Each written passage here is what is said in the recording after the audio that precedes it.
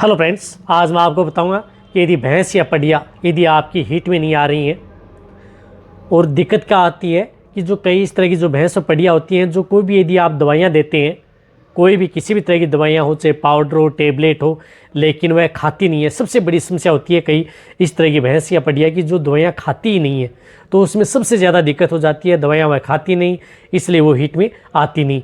तो इसके लिए कौन से अच्छे इंजेक्शन लगाने चाहिए? मनीष यादव ने कमेंट्स भी किया था कि सर मेरी भैंस 4 साल की है और दवाइयाँ कुछ खाती नहीं है, तो इसको हीट में लाने के लिए कौन से अच्छे इंजेक्शन लगाएं जिससे कि मेरी भैंस हीट में आ जाए। तो आज की वीडियो के अंदर बताऊंगा कि कौन से इस तरह के इंजेक्शन लगा करके उस भैंस को या पड़िया को आप हीट में ला सकते हैं। साथ साथ में हीट में आ जाती है तो उसके बाद में कंसीव भी हो जाएगी। ऐसा नहीं कि हीट में आने के बाद में वो गाभिन भी नहीं होगी, यानी गर्भ भी नहीं ठहर पाएगी, क्योंकि बहुत से पशुपालकों में इस तरह की ये दिक्कत होती है। वीडियो को स्किप में देखना, पूरा देखना।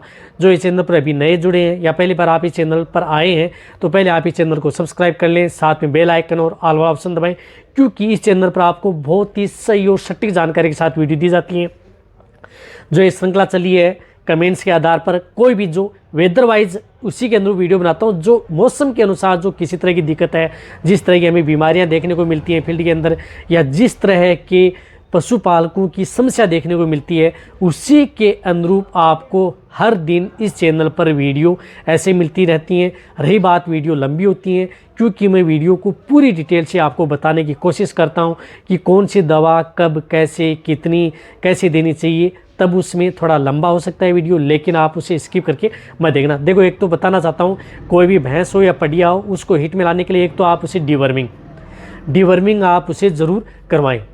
डिवर्मिंग कराना बहुत ज़रूरी है। पेट के कीड़े मारने की दवा, अब पेट के कीड़े मारने की दवा भी यदि नहीं लेती हैं तो इसके ऑप्शन के तौर पर आपको क्या करना चाहिए, क्या देना चाहिए, वह इंजेक्शन भी मैं आपको पूरी डिटेल से बताऊंगा। तो वो कौन से ऐसे इंजेक्शन हैं उनको मैं आपको मेरी टेबल पर लेकर के चलता हूं, ताकि आप अच्छी तरह से समझ जाएं कि किस तरह से किस विधि से उन इंजेक्शनों का प्रयोग किया जाता है।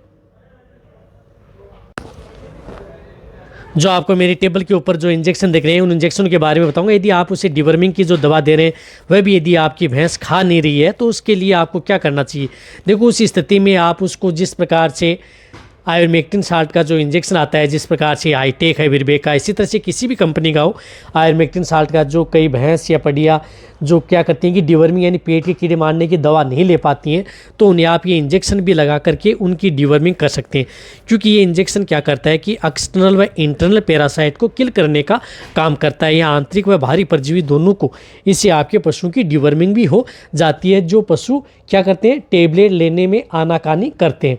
अब इसकी डोज क्या होती है, तो पता है कि जब हीट में लेने वाले हैं पशु को तो उसका बॉडी वेट ठीक ही है, तब उसे 10 ml आप इसको सबकट, यानी ये इंजेक्शन आप उसे सबकट इंजेक्शन उस पशु को लगा देना चाहिए। जिन पशुओं को यदि किसी भी तरह की कोई दवा नहीं ले रहे हैं हीट में लाने के लिए, तो उन्हें आप इंटरनल पैरासाइट को मारना बहुत ज़्यादा ज़रूरी है और एक्सटर्नल को भी मारना ज़रूरी है। तो इसमें आयुर्मेक्टिन साल्ट का इंजेक्शन भी आप उस पशु को ज़रूर लगवा दें। साथ साथ में आपको एक लिवामाइसोल इंजेक्शन का भी प्रयोग आप 10 से 15 दिन के दोनों के बीच में गैप रख करके आप पहले लगा सकते हैं। ये इंजेक्शन भी जो पड़िया है इनकी ये भी इंटरनल पैरासाइट के लिए बहुत है, क्योंकि इसके अंदर लिवामाइसोल है। तो ये इंजेक्शन भी आप 1 ml पर 30 kg बॉडी वेट सबकट, ये इंजेक्शन भी आप लगा सकते हैं। यदि आप लिवामाइसोल नहीं लगाते हैं तो आपको एक आयुर्मेक्टिन इंजेक्शन तो लगाना है, लेकिन यदि आप दोनों इंजेक्शन लगाते हैं 15 दिन के अंदर में, पहले लिवामाइसोल लगा दिया, फिर आप आयुर्मेक्टिन लगा दिया, और उसके बाद में आप कोई भी जैसे अपनी जो भैंस है पड़िया है उसको हीट में लाने के लिए जो कोई इस तरह के इंजेक्शन आते हैं वह इंजेक्शन लगाएंगे तो आपकी भैंस हीट में आ जाएगी आसानी से। रही बात जो ये इंजेक्शन है, यदि आपके पास कोई भी वेटेरिनियन है या पशु चिकित्सक है, उनके द्वारा आप ये इंजेक्शन उस पशु को ज़रूर लगवा लें। अब आपकी जो दिमाग के अंदर बहुत इस तरह की भ्रांतियाँ होती हैं कि सर हमारी जो गाय भैंस हैं उसकी डिवर्मिंग की टेबलेट हम नहीं दे पाते हैं, तो उसमें आप इंजेक्शन के तौर पर तो इंजेक्शन भी आप उस पशु को लगा सकते हैं। क्योंकि बहुत ही इस तरह की जो बफेलो कैटेगरी के अंदर होते हैं जो कि टेबलेट लेना भी बहुत ही मुश्किल होता है उनको, और लेती भी नहीं है। अब उसको हीट में लाने के लिए आपको एक तो इंजेक्शन का प्रयोग करना है जो आता है स्टिमुलेट इंजेक्शन, जो आपको दिख रहा है ये इंजेक्शन वेलकॉन का, जिसके अंदर स्टिमुलेटेड मल्टी मिनरल्स आते हैं, जिंक आता है, मैंगनीज आता है, सेलेनियम प्लस कॉपर आता है, जो कि वेलकॉन का आता है। ये इंजेक्शन उस पशु को हीट में लाने के लिए आप उसे ज़रूर प्रयोग करना है। ये स्टिमुलेट इंजेक्शन उस पशु को लगाना है। ये इंजेक्शन भी बहुत ही ज़्यादा ज़रूरी है, जो इस तरह का ये इंजेक्शन आता है। ये इंजेक्शन यदि आप जो गाय भैंस है, जो ये प्रैक्टिकल करके हमने देखा है फील्ड के अंदर, बहुत ही अच्छा रिजल्ट इसमें मिला भी है। अब देखो इस इंजेक्शन की डोज क्या है, क्योंकि वो 4 साल की है, तो 4 साल में जो स्टिमुलेट इंजेक्शन की डोज होती है 1 ml पर 100 kg बॉडी वेट, यानी जिन पशुओं का बॉडी वेट 400 kg है, तो यदि पशुओं को हीट में लेने के लिए जिस प्रयोग करें तो वो कम से कम 300 kg 400 kg का तो होगा ही। तो इससे आप 4 से 5 ml आप इस इंजेक्शन को इंट्रामस्कुलर, जो ये वेलकॉन का आता है, इस इंजेक्शन का आप प्रयोग कर सकते हैं। रही बात इस इंजेक्शन की डोज, आपको ज़्यादा प्रयोग नहीं करनी है। 1 ml पर 100 kg, 300 kg है तो 3 ml, 400 kg है तो 4 ml, 500 kg है तो 5 ml। आपको सिर्फ एक सिंगल डोज आप उस पशु को ये इंजेक्शन लगवाना है। ये इंजेक्शन लगा रहे हो उसी समय आपको जो वेटमेट इंजेक्शन या क्लोप्रोस्टिनोल साल्ट के जो भी इंजेक्शन आते हैं किसी भी कंपनी को, जिस प्रकार से ये वेटमेट आता है जिसके अंदर साल्ट है, क्लोप्रोस्टिनोल साल्ट का इंजेक्शन, ये इंजेक्शन आप उस पशु को 2 ml इंट्रामस्कुलर, यानी ये इंजेक्शन उस पशु को 2 ml इंट्रामस्कुलर लगाना है। ये इंजेक्शन भी आप उसी समय लगाना है जब आप स्टिमुलेट इंजेक्शन प्रयोग कर रहे हैं।